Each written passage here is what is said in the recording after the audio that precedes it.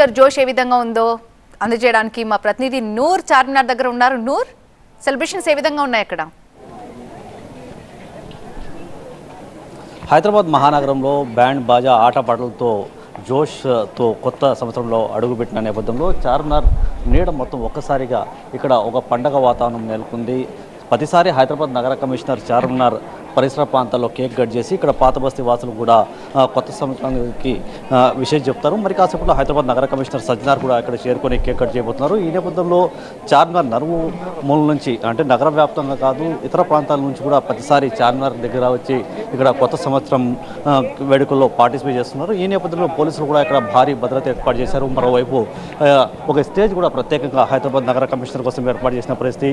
నగర కమిషనర్ రాక కోసం ఇక్కడ ప్రజలు వెయిట్ చేస్తున్నారు. మరి కాసేపట్లో కమిషనర్ వస్తున్న నేపథ్యంలో భారీ భద్రత ఏర్పాటు చేశారు. మనం చూడొచ్చు, జనాలు అన్ని వైపుల నుంచి జనాలు ఇక్కడ కమిషనర్ కోసం వెయిట్ చేస్తున్న పరిస్థితి. అధికారులు అయితే పూర్తిగా ఇక్కడ జనాలకి అన్ని విధాలుగా ఇక్కడ ఏర్పాటు చేశారు. ఓ పక్క సీనియర్ అధికారులు అందరూ చార్మినార్ లోపల ఉన్నారు. ఆల్రెడీ నగర కమిషనర్ మరి కాసేపట్లో రాబోతున్న నేపథ్యంలో ఇక్కడ అన్ని ఏర్పాటు చేసిన పరిస్థితి. పాత బస్తీ చార్మినార్ నిఘా నెలలో మొత్తం భారీ ఎత్తున సంబరాలు నడుస్తున్నాయి.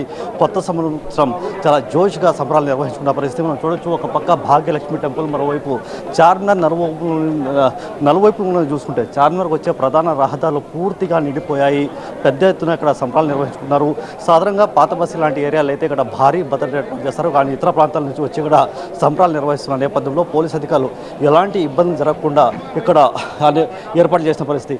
ఒక పక్క లైటింగ్ కావచ్చు, మరో పక్క కేక్ కట్ చేయడానికి ఆల్మోస్ట్ అన్ని విధాలుగా ఏర్పాటు చేసిన పరిస్థితి. మరో కాసేపట్లో హైదరాబాద్ నగర కమిషనర్ స్వయంగా ఇక్కడ కేక్ కట్ చేసిన తర్వాత పాత బస్తీ ప్రజలకి కొత్త సంవత్సరం విషయం చెప్పబోతున్నారు. ఈ నేపథ్యంలో పాత బస్తీకి సంబంధించిన అధికారులు కావచ్చు, ఇతర ప్రాంతాల నుంచి వచ్చిన ప్రజలు కూడా ఆల్రెడీ నగర కమిషనర్ రాక కోసం వెయిట్ చేస్తున్న పరిస్థితి.